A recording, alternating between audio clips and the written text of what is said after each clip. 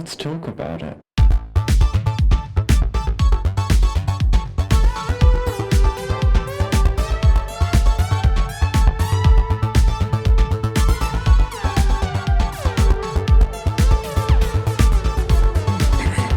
Hello and welcome back to Thicc Radio, the award-winning podcast where we talk about gaining, fetishism, and everything plus size.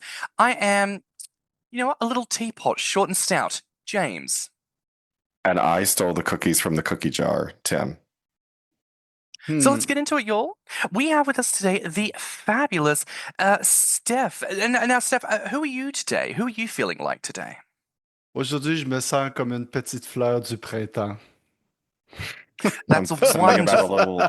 Something about a little flower. Yeah, like a little spring flower. I understand a little bit of French. That's good. You know what? Tim's always fashioned himself a little bit of a Francophile. So in this moment, to put him up to it and put a bit of bonjour in his face, and then he actually has to be like, I know what that means. Is actually very, very well done. Yeah, that's good. Very well done. Feel free to put him through his paces, and let's see how far he gets. Well, I barely remember the alphabet, let alone how to speak. Say anything important. Fair enough. Well, listen, y'all. Today we have with us the gorgeous, the wonderful Stef. Is it pronounced Vachon? Vachon? How do you pronounce your surname? Vachon. Vachon. Well, you said it pretty good the first time. Yeah. Thank you. I'm very talented in the mouth and throat. Please tell everybody. Everybody, we have with us the wonderful Stef Vachon. Thank you for inviting me. Of course. How are you today, my love? Well, I'm good. I'm feeling like the little flower in the spring, so I can't wait for the weather to get nice here in Montreal, Canada, because it's still really, well, it's like a roller coaster. You never know what's going to happen. It's warm for one day and then it gets cold again for a week. So I'm right across Lake Erie in Cleveland, and so like same situation. Like we're pretty much getting the same weather where it's like it warms up like rather well during the day, but then it plummets at night, so it's still like freezing cold mornings with temperate afternoons. Coastal living, I remember. Well, Stef, we are so excited to have you here with us today because you'd actually reached out to us talking about your podcast, and it was our first time hearing about it. We had a real joy in getting to do some exploring in what it is that you do, and your story to me reads as so interesting. So I don't know how many people have competed in like figure skating at like such a level. So I'm just sort of like, I feel like there is some real intrigue that we can dig into today. So listen, my darling, are you ready to get into it? Oh, yes. Marvelous. So listen, we're going to kick things off. We're going to take it all the way back to childhood. I'd like to ask of you, when you look back on your childhood, what do you feel like were some of those early moments that shaped your understanding of yourself as a queer person? Wow, that would take me a long time. Okay. I'll try to go as quickly as I can. Well, my childhood was kind of really hard. Right away, I had to learn that it was not okay to be who I was. So I'm from a small French-speaking town, and only French people, white people, going to church, all that. And of course, when you're a young boy in Canada, well, you have to play hockey, right? And right away, I knew I was different. There was no way you were going to put me into a hockey. There is no way. And I was really into, the arts and the music, really young. And well, I was put into skating lessons because we all have to learn how to skate here. And one day there was a figure skating competition. I had my hockey skates. They just said, we're going to put in music. You do whatever you want. And then whatever happens, happens. And then I don't know why I got a gold medal, but I did nothing. Seriously, I just skated around the ice and I was like, okay. And but then that changed, like that moment when they gave me that gold medal, I was like, oh, that's what I want. Like I want to be a figure skater and I want to win medals. So, and it was really easy for me. It became really easy. So I finally had real figure skates with toe picks, and I learned really quickly, even by myself. And I started winning championships right away. And that's when it really started, like the bullying. because now I was being in the newspaper and on the radio and all that. So, of course, I became right away the faggot, the sissy, the homo. So my identity became like really quickly this stranger, this person that is not supposed to be who he is. And so I felt not only different, but I started feeling really ashamed right away. And I could not understand why I could not just be who I was and I could not just be good at what I was good at. So it was really hard because I knew what I wanted to do and I knew who I was really young and I knew the talents that I had, but I was not allowed to be. So it became really hard to keep figure skating because I didn't feel like I belonged and I was worthy of it. I still managed to make it to nationals in Canada here in the junior category, which is like right before the senior. But I did my last competition at 17. I was like, I have to get out of here. I can't stay like this. It was too hard. Like high school was awful. I spent almost my whole high school years in hiding in a bathroom stall. It was horrible. Like everywhere I was, there was not one place where I felt safe. So the Ice Capades came in town. I don't know if you know the Ice Capades. It's this old professional ice show, and they were touring in North America. And they came to Quebec City, like close to my little town. So I was like, oh, here's my chance. I'm going to audition and then get the hell out. And that's what I did, thinking that leaving would make me happy, but it didn't really. Like I was still hiding there. Like my first year, I was still playing straight. I even had a girlfriend, make sure that people in my surrounding would be proud of me having a girlfriend and being normal. And finally, like after the first year, I had enough. I had to come out. And then I thought I was going to be cured and everything was going to go perfectly well. But the pink cloud only lasted for like a summer. And I went in life with this baggage of, like I learned that I was not worthy of being who I was, and that I realized I hated myself. I could not even coming out. I was carrying this, I always think of this big garbage bag on my shoulders, and it got heavier and heavier and heavier. And then I started resenting figure skating because I thought that was the reason why I was feeling that way and that I was bullied and abused, in my childhood. So years went on and I hit rock bottom like my early 30s where I just could not live anymore like the way I was. And I had to do something about it.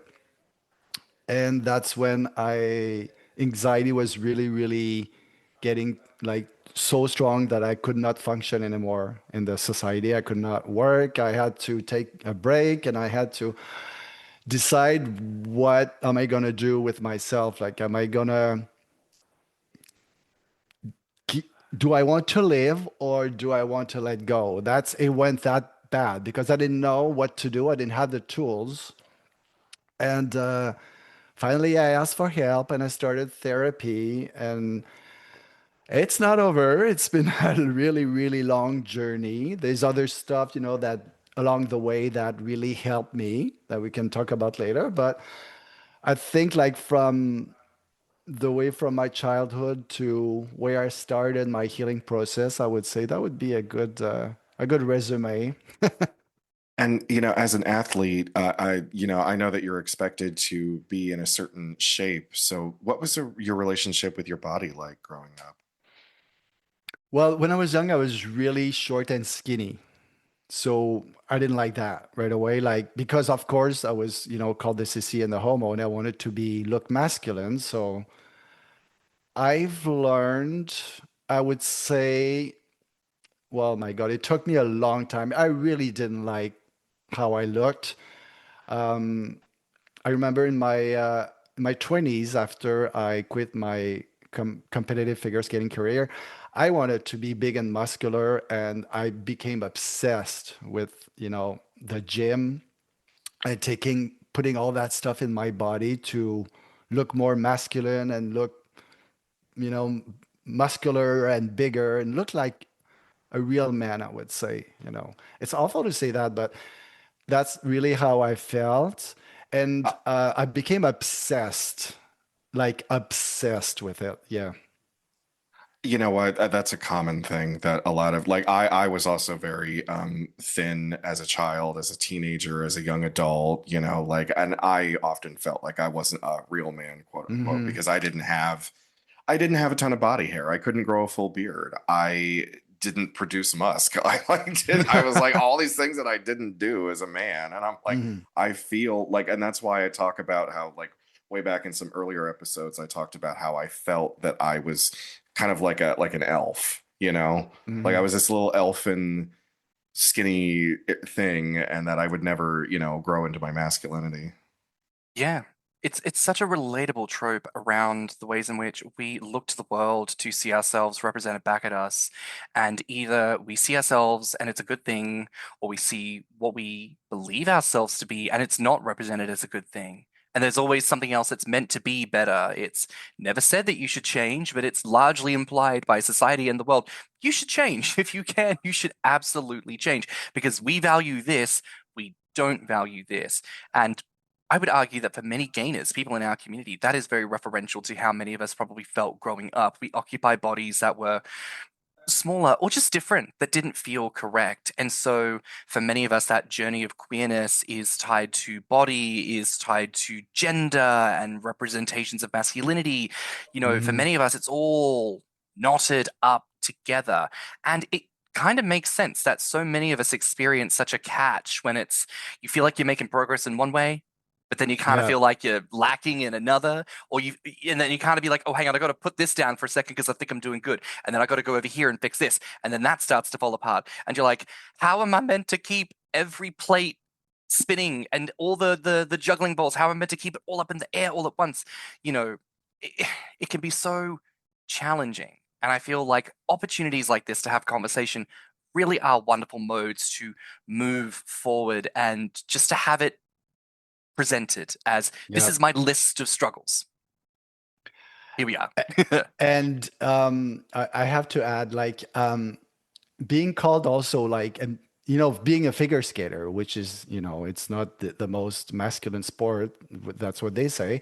But like, it was so much in me that even when I became muscular and I started gaining a lot of weight, and people would tell me, "Oh my God, you're getting, so big and all that." And I would look at myself and I was like, "Oh my God, no, I'm still really skinny. I don't like the way I look." It was never enough.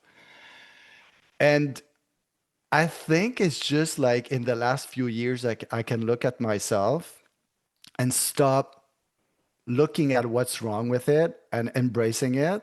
And even I remember even in my 40s, like going on this scale like 10 times a day. That's not normal, right?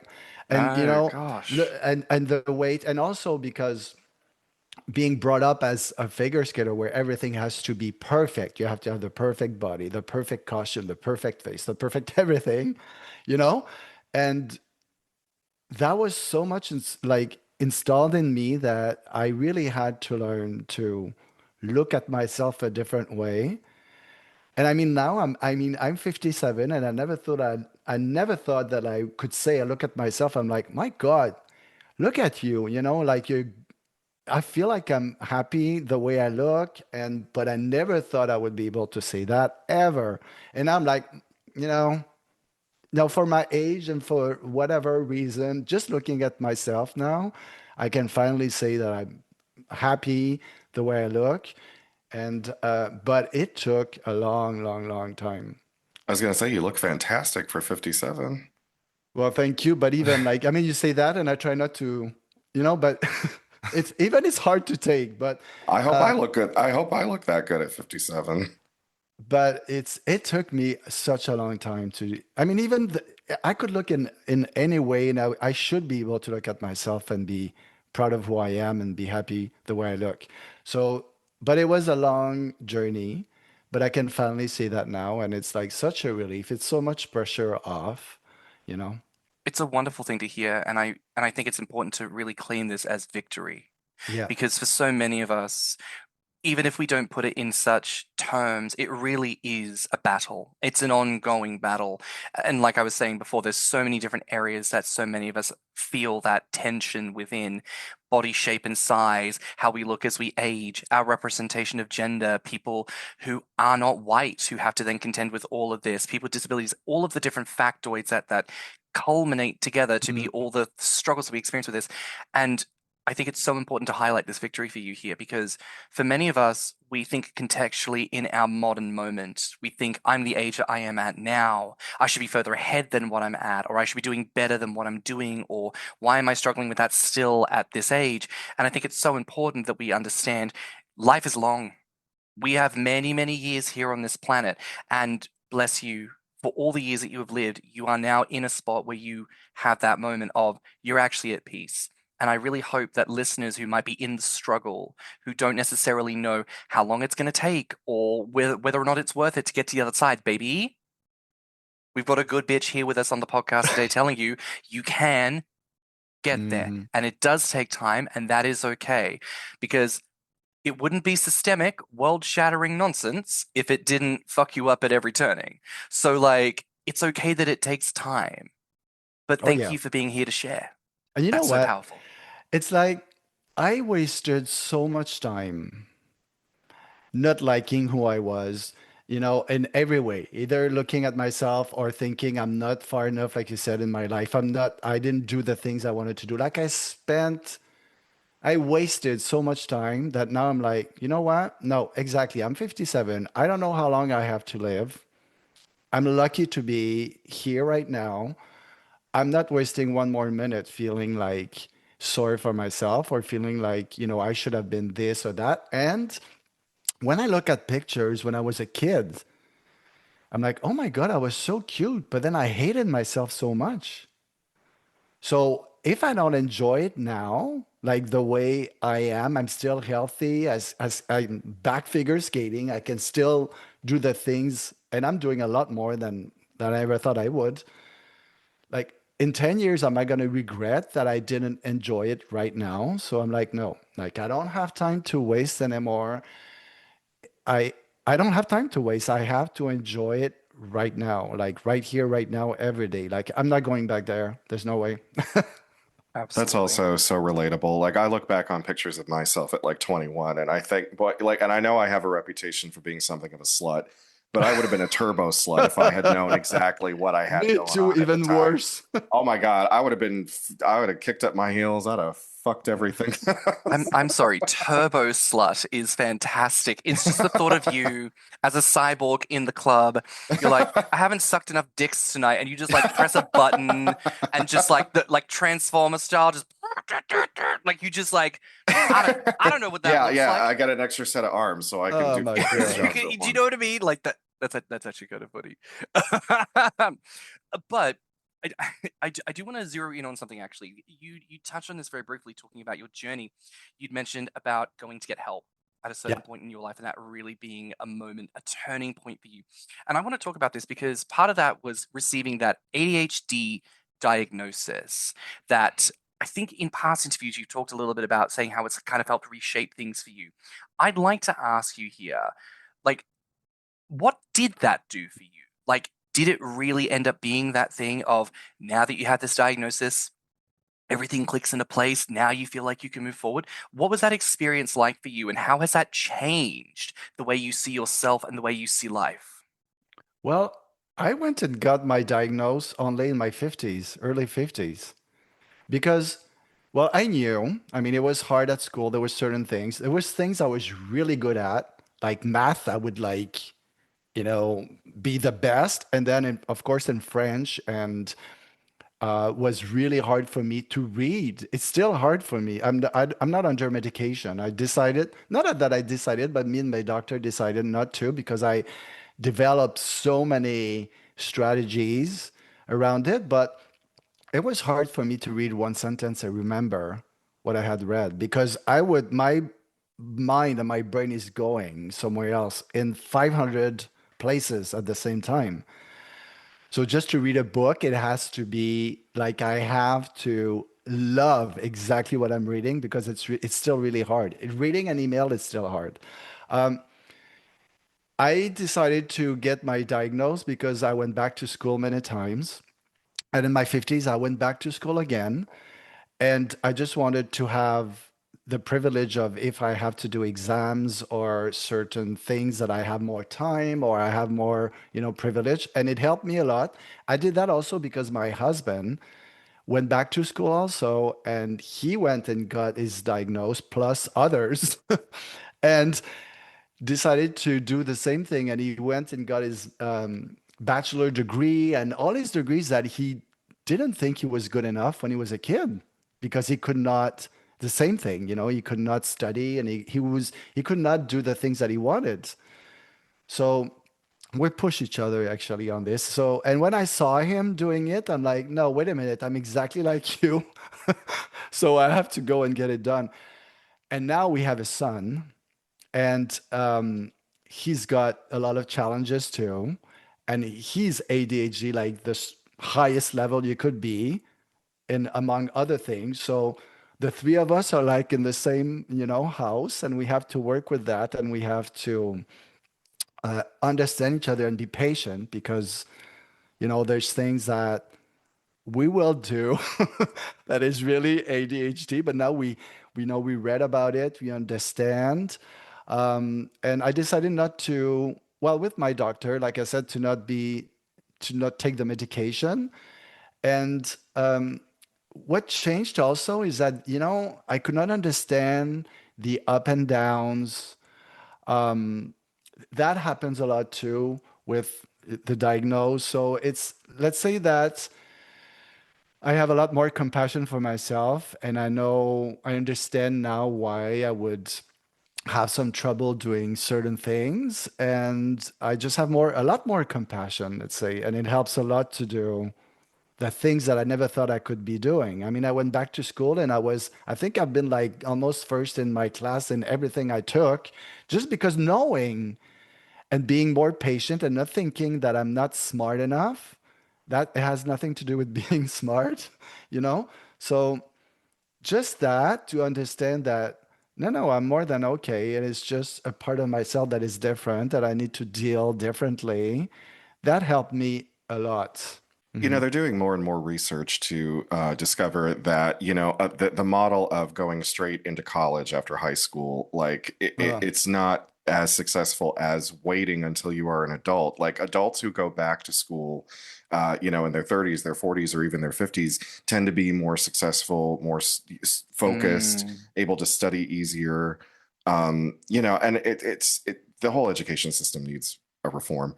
But you mentioned that you and your husband have a son. So how has fatherhood deepened or transformed your understanding of identity, resilience, and love? Okay. I always say there was therapy that saved me and then my son.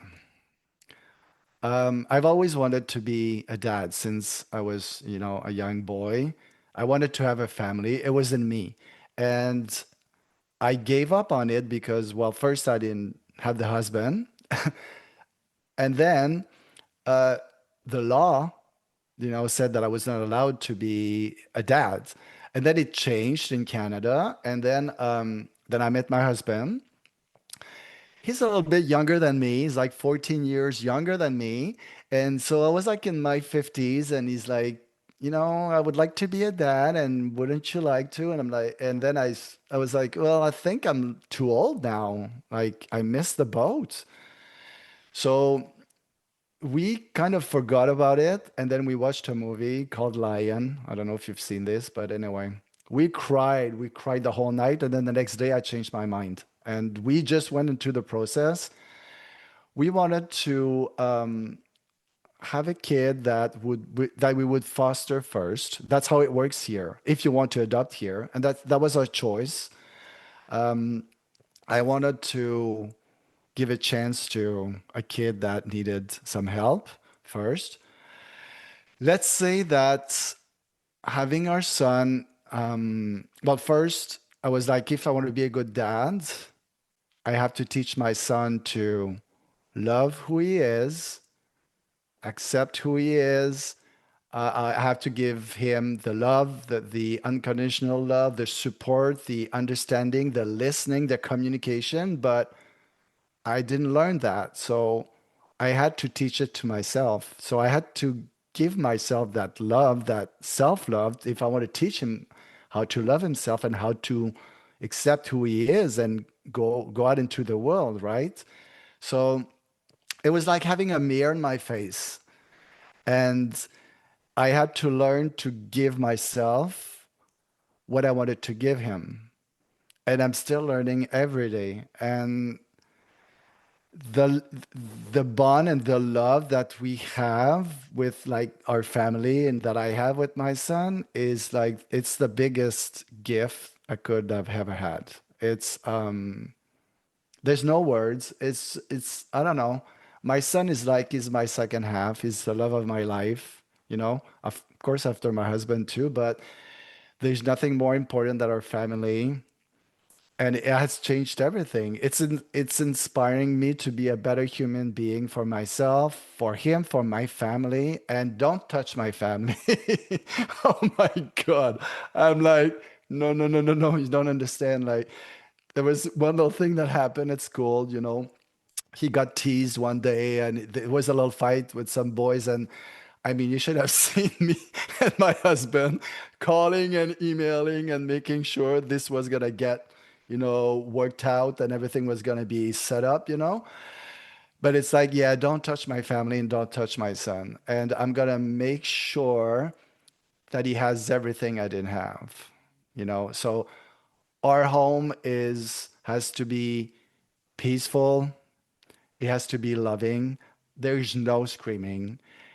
There was like, of course, there was tensions that happened between me and my husband maybe a few times, and it was like, no, our son is there. That's a priority. He needs to feel 100% secure.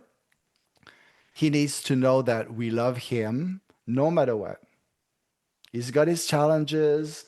We're not perfect. Nobody's perfect, but I want him to love himself exactly for who he is, with his strength, his weaknesses, and uh, it has, yeah, it has changed everything for me. It's my reason to it's my reason to be, and it's inspiring me so much to do the things that I didn't have the chance to do when I was young, you know, and it's inspiring me to do other things that I want to make sure I do before I can't do them anymore. You know, like for me, the 57 is like 32 right now. It is. And I was saying that to someone lately. I was saying like, feel like I'm getting younger. I hope it stays like that for a while, you know? But yeah, having my son is just, it's my whole life. My whole life. That's really beautiful to hear. I feel like as queer people, especially as gay men, there is the reality that the majority of us can cast our minds back to what we may have experienced growing up and feel that immediate rawness, that pain of what we didn't have or what may have been taken from us or what we were maybe even removed from, the loss of community, the understanding, especially when there are siblings involved, that someone else gets a lot of the love and you're sort of left not to, and you don't quite understand why. And so much Mhm. of queer adulthood is self-parenting because you've got to love yourself the way that your parents and family didn't love you, the way your community let you down. And Mhm. so understanding all of that which you have gone through in your slice of the world, to be able to turn that to love, to bring that to this child who you can relate to through the ADHD, the child who you love on and give everything that you didn't get to have, is so like, it's wonderful for me to hear because I get to sit here and go, maybe I didn't get to have that, but a good kid out there gets to have that. A Yep. great kid out there gets to be loved. And that's wonderful. That to me is the sign of the healing. So thank you for sharing that with us. That is phenomenal and puts a massive smile on my face. Oh, great. And it's what I give him, I receive like 100 times more. That's what I realized too. Like instead of sitting there and saying, "Yeah, I didn't have this and that," but I've always been good at my radar is really good. I look around and I'm like, no, this I'm not gonna be like this. I'm not gonna do this. Instead of keeping doing the same thing that you were taught or that you went through. So giving him what I didn't have is giving it back to me like 100 times more. So it's like a win. It's such a win and win situation. People tell us he's so lucky to have you, and I'm like, no, no, no, no. We're so lucky to have each other. You don't even know. It's like we're lucky to have him. Yeah. Was adopting him part of what inspired you to launch Together Moving Forward? Like, what gaps were you hoping to fill in the LGBTQ conversations? The podcast is like, it's the wrapping up of everything I went through. It's like the therapy first, the having our son, that inspired me to go back into figure skating because figure skating was figure skating has been a love and hate relationship my whole life. And my son asked me to take him to learn how to skate, to go outside, and we went outside, and when I went on the ice with him, I just felt like, oh my God, I have to get back to it. Like I have to do that again. So all of this together made me realize that, well, first I had been away for so long for my community. I had to, when I started therapy, I had to stop going to the bars and do the parties because I was really heavy in that. And I had to learn to be by myself, stop to be in relationships thinking they would save me. I had to learn to be with myself.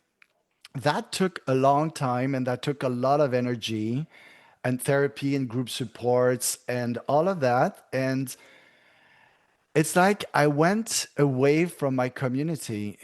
And then after that, pandemic arrived, and then we had our son during pandemic and all that. And it's funny, I tell people that, oh my God, we live like straight people. We were like having our family with straight friends telling us how to raise our child. Anyway, that's another story. And then I realized I miss so much being with my community, and I've been away for way too long. Now that I'm happy with who I am, I finally love who I am. I finally love the life that I have, and I'm doing all the things that I finally want to do. I was studying, I went back to school and I was studying digital marketing, and I had been a graphic designer. I went back to school also in my other years. And then it just happened in one click where we had one guy that came into the course and talked about podcasts. And I was like, there you go. That's what I want to do. I just want to do something that would give back. And then I was like, to who? Well, my community. With everything that is going on, it just clicked. And it was like, I want to do something for my community. And the podcast, I just started knowing nothing. I just went into, there you go. I mean, listening to Mel Robbins and all that, all these great podcaster. And I'm like, I'm just copying and listening to what they're doing, and let's go. And with the therapy and my son, and figure skating, the podcast is like the other thing that is, I can't believe how much it's helping me.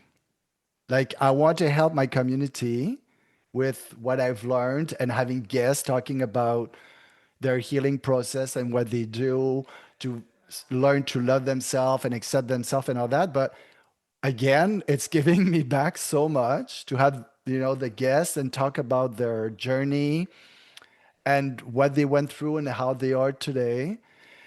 So the podcast is like, it's like the cherry on the sundae, I would say. It's like the wrapping up of, my journey from surviving to finally loving who I am. I'm loving it. I'm totally loving it. This is what I want to do. I hope I get to do this for the rest of my life. It's so interesting.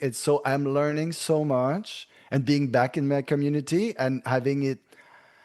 I was away for so long. It changed. There's so many things that have changed, and the identity now and all of that. I was like so far behind, and I'm looking at the world differently, even more. And I realized that, I was brought up in an environment where that it was so judgmental and it was so into the box and the container. And without knowing it, I was a little bit like this. And now being out there and being with my community, it's like, oh my God, I'm learning so much. And I'm learning to love so much more the diversity. And I kind of hate saying that because that's how I was brought up and that's what I was a little bit. And now being in the podcast and having, and I want to make sure I have people from the whole 2S LGBTQI plus community, and that's like so important to me that it's changing me so much. And I really like the way I'm looking out to the world right now and how I see the diversity and how I'm loving the diversity. And I think there might be other people like me in our community that we're like, a little bit closed mind, like I was, because the way we're, brought up and how we grow up and all that. And without knowing it, we go into that container. And Absolutely. I've shared this certainly in the past, but I'm so grateful for being a faggot because the being different meant that when I had to begin to depart from where I was and move into something different to learn more about myself, I was forced to start to contend with beliefs I had about other Mhm. categories of human beings. People who were queer, people who were of a different color, women, all sorts of things. I came from a very religious background. And so it was a case of, oh, I thought I was just showing up to learn how to be gay and how to love myself. That's only step number one, baby. Now you've got to learn how to love everybody else too, because Yeah, actually everybody deserves love. And when you go through that journey and you invest yourself into things that simply are bigger than what you are, a podcast is bigger than any one person could ever possibly be, the host, the guest, everyone, because it's the listeners too. When you yeah, move to another country, when you invest yourself in community, you begin to understand like it is an honor and a privilege as a living creature to be a part of the collective conscious of all that is. And you realize how good it could be. Not yeah, because, oh, what do they need out of me? For you, you grew up with expectations being placed on you, journeys you had to go on to unpack your masculinity, your desires for ice skating, everything else that goes on. And so you think to yourself, well, I have to bring this because this is what I was always told that this is my contribution to the world. And the world says, no, you just need to bring you as you are and choose love. hmm, And you just feel all of that weight shed from you. You feel that lightness of the heart where you go, this is all it ever needed to be. This is all I've ever been called to be as a living creature. It's just to love on people. As you said before, misunderstandings happen. yeah, Spats will happen. None of us are perfect creatures, but the choice to love is a choice. And you get to mm, choose to make it every day. And the more you choose it, the easier it gets. The easier it gets, because you probably remember that feeling when you first heard a whole bunch of other terms for the LGBTQIA plus. You sat there, you went, so many terms. What do they do oh, with all them terms and flags? What's going on here? And now you yeah, just sit there and you're like, you know what? Oh, there's a new term that comes out. Welcome to the table, baby. yeah, Welcome to the exactly. table. Pull you up a chair. You come sit Yeah, right by me. Big Brother's yeah, gonna fucking put his arm around you and protect you and bring you into the fold. Like when you know that you have the ability to create space that is just loving and it doesn't yeah. have to be full of crap. Uh, it's wonderful. Yeah, I was editing a guest that I had, And I was like, thank you so much. Like I was telling them, like how incredibly it was so incredible to hear their story. And it was so different from what I was brought up. And it's like I'm loving it more and more. I love to see. And now I'm like, I'm taking the subway and I'm watching people around, and I love seeing the different people and the diversity. And I go tell them, I love your hair today. Like it's so colorful. Or I love this the sweater you're wearing is like so different. And it's I think it all has to do with we have to educate ourselves so much. And that's the importance of what we're doing, I think, is to educate other people too. And we have to educate ourselves in our community so much. But it all comes down to this. It's like when you educate yourself and you see what's out there instead of staying in that little, oh, I hate this, box. And I mean, and I was brought up in that. And without knowing it, I became that, even in my community. And now it's like, no, trans, non-binary, gay, whatever. I mean, we're all in the same community, and that's what makes it Mm. so beautiful. And I love, like now I just want to have friends from all over the community and from, being different from me. And that changed so much. And that's all because of the podcast. That changed a lot. Let's take this as an opportunity to remind you, Together Moving Forward podcast. You can check that out at everywhere you get your podcasts, and you'll be hearing our gorgeous Stef Vachon sharing their experiences and interviewing beautiful people from across our queer spectrum, our brothers, sisters, and NBs all over. Let's spread some love and let's give some support to that, shall we? But Stef, this has been such an interesting opportunity to dig in, and digging in just a little bit. I feel like we're having to gloss over so much of your of your story because there's so much that we could dig into that I'm like, I want to talk about. No, I have to. There's so many interesting facets to you, and I do want to ask you in particular because as you shared with your story. Your body journey has meant you've had this story with masculinity versus not, with ice skating and coming away and all of these things. And I believe now you are training up for the 2026 Gay Games in Valencia, correct? Yeah. So you're coming into this as a person in their late 50s after having had like what, a decade or two away 15 from years, 15 50 years of nothing. of nothing, and you're coming back into it. Nothing. And Yeah. you recently had a diagnosis. Is that Mm-hmm. right? Fibromyalgia? Yeah. Yeah. And it's been a really hard week. Well, actually, okay, in next week I'm leaving for Germany for the ISU International Championships. That I'm really excited, and at the same time, well, I'm nervous, of course, but I'm so excited. But like you just talked about fibromyalgia, I've had a really hard last 10 days where I was not able to train. And I'm gonna go this afternoon and try for the first time in like 10 days. And I'm leaving in a week, so it's not ideal. Um, but I'm learning so much to let go and live, I would say minute by minute. It's not even one day at a time. Um, being back on my skates, first of all, it's like I'm feeling younger. It's giving myself again the opportunity to be who I really was and who I am, and to do the competition too, because when I was young, it became really hard to compete. And physically, I would lose the feeling of my legs at competitions because I was so anxious.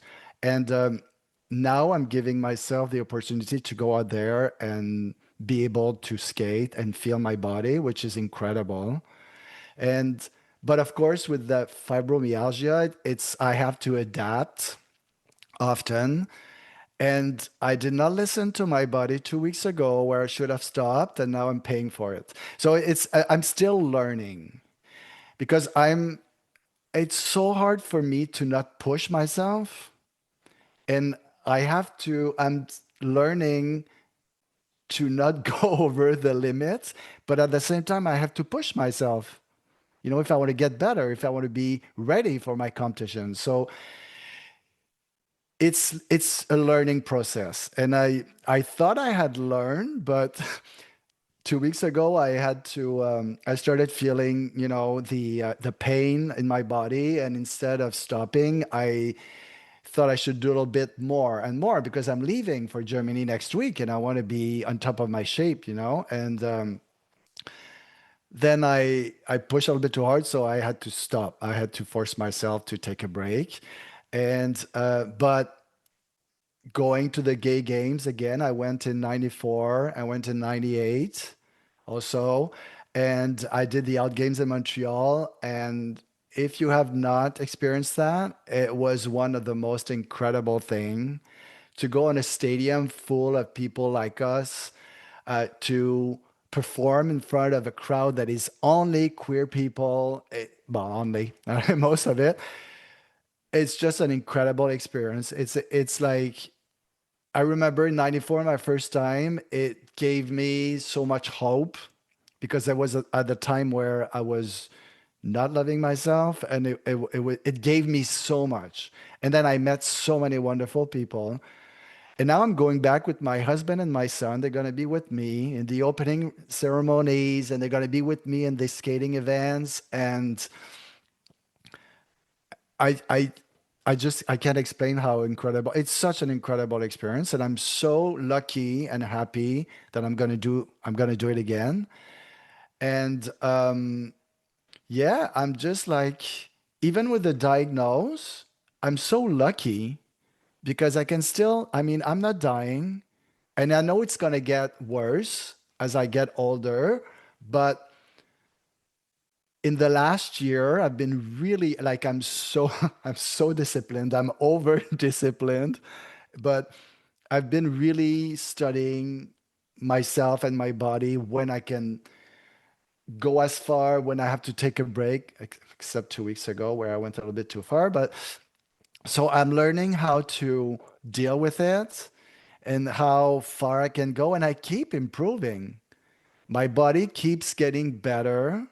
I keep improving in my skating, so I'm like, I feel lucky that I can still do it.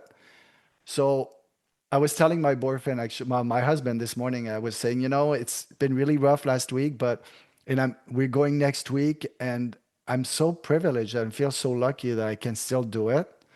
I don't have time to waste anymore. Like, I don't have a minute to waste.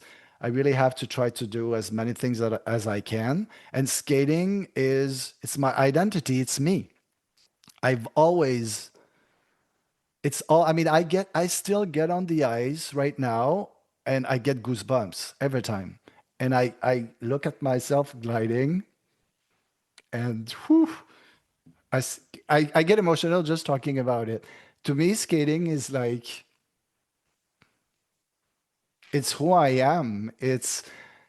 I cannot not do it. Like, I have to do it, no matter with the diagnose, no matter how hard it is. Um, it was so hard to get back to it. First of all, 15 years of doing nothing. Like, I almost did not do any sports because I was hurting. I was not diagnosed yet. I didn't get the diagnose, but I thought my body was just worn out from all that skating and the partying and the way I was living. But when I decided to start training again 2 years ago, it became really, really hard and painful. And I thought, oh my, I'm just out of shape. But after like 4, 5, 6 months, I would do a training session, and the next day I could barely walk. So it was like, no, there's something wrong. And I started getting pain all over my body, and some like fatigue that would be like, it's not fatigue, it's like a truck just crushed me, and I just want to lay down here and sleep. It's like it's all this that I have to deal with, but I'm learning to let go of the control of how I have to feel. And like, I'm going next week, and I know deep down that I'm going to make it work. I know I'm going to make it work. Today I'm feeling better. I'm going to be back on the ice this afternoon for the first time in 10 days, like I said, but I still have a week. I know I'm going to make it through, and I'm going to dig into each part of my body to make it work. And I'm going to have a fabulous time no matter what. I'm just gonna do, yeah, I'm just gonna do the best that I can, and just to be there, to put my costume on, to be with people that are like me at my age and with the same passion, and skate in front of judges, and just having my husband and my son in the stands, and that's it. Just that. I won. Now, we like to ask this question of everybody. It's a bit of a fun one. What food gives you life, and what food brings you peace? Junk food. I love junk food. I love junk food, like chips, fries, and like every Saturday we have like this party here. We watch a movie, a family movie, and we have, we have a little bowl of chips and the chocolate, and yeah, that makes me really happy. It's like my comfort food, and I still have it. Like during the week, I'm more careful. Of course I don't want to, I want to stay in shape for my skating, but even I'm okay. Like in the weekends, we let it go and we have the junk food, and I have the junk food. I love it. That makes me happy. It's like comfort. And now I don't feel guilty anymore. Like I used to, of course, start counting the calories and all that. Can you believe it? Now I'm just like, no, no, have it in the week. It's a weekend, and then it's all good. And yeah, I really love that. As much as I love the good food also that is healthy, but I love the junk food. Yeah. So let me ask you then. Again, we talked around so much, and I feel like there's so much to your story. If you could distill all of this into one belief about self-love and pride, what would it be? I wish I would have stopped listening to the noise earlier. I wish I would have looked at myself in a different way earlier.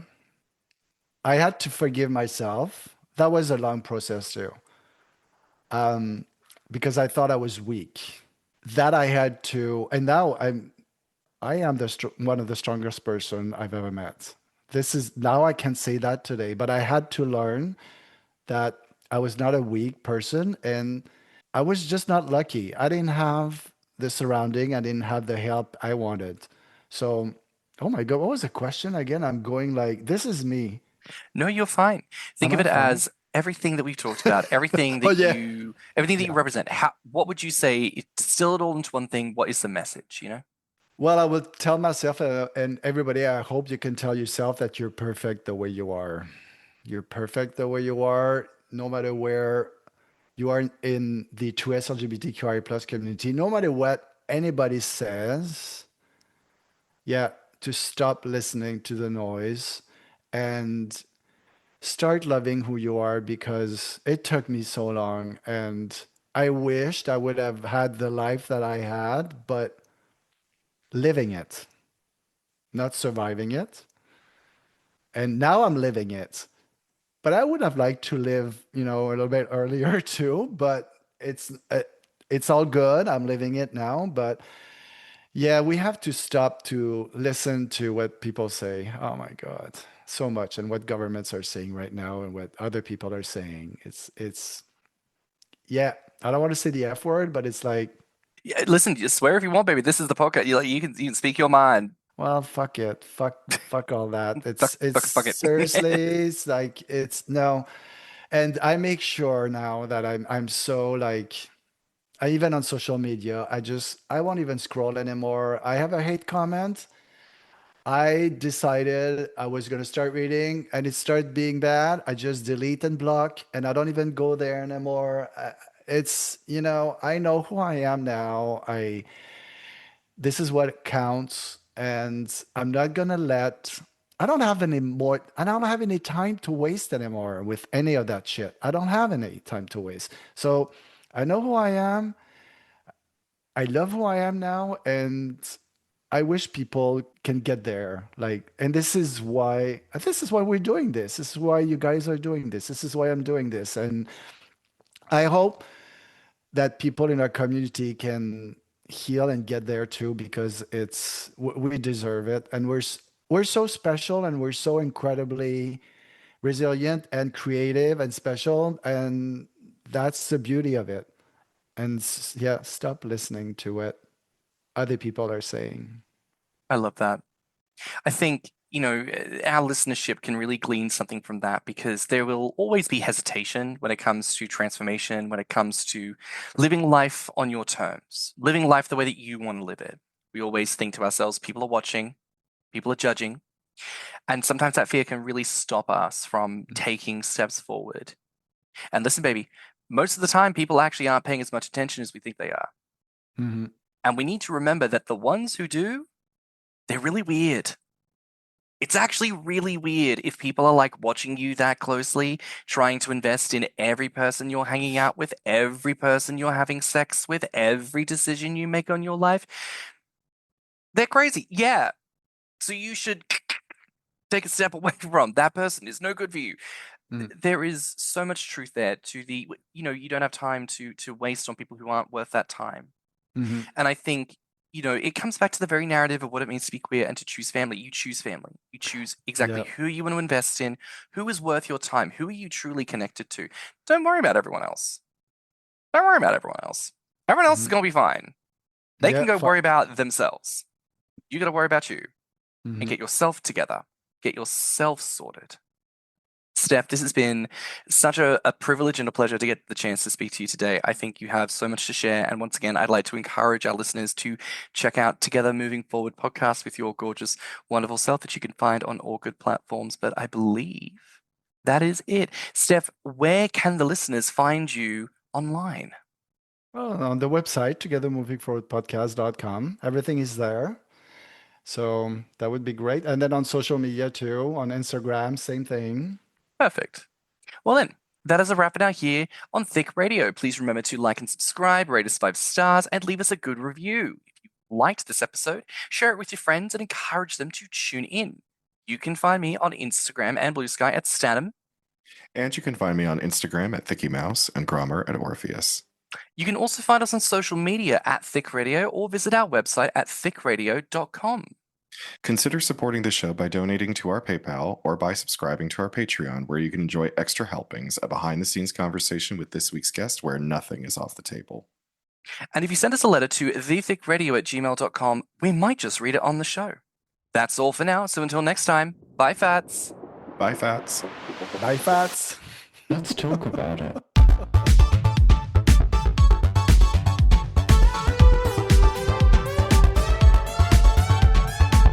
Thicc Radio is an independent production. Artwork, media design, editing, and production by James Heinzen. With original theme music by CYMK.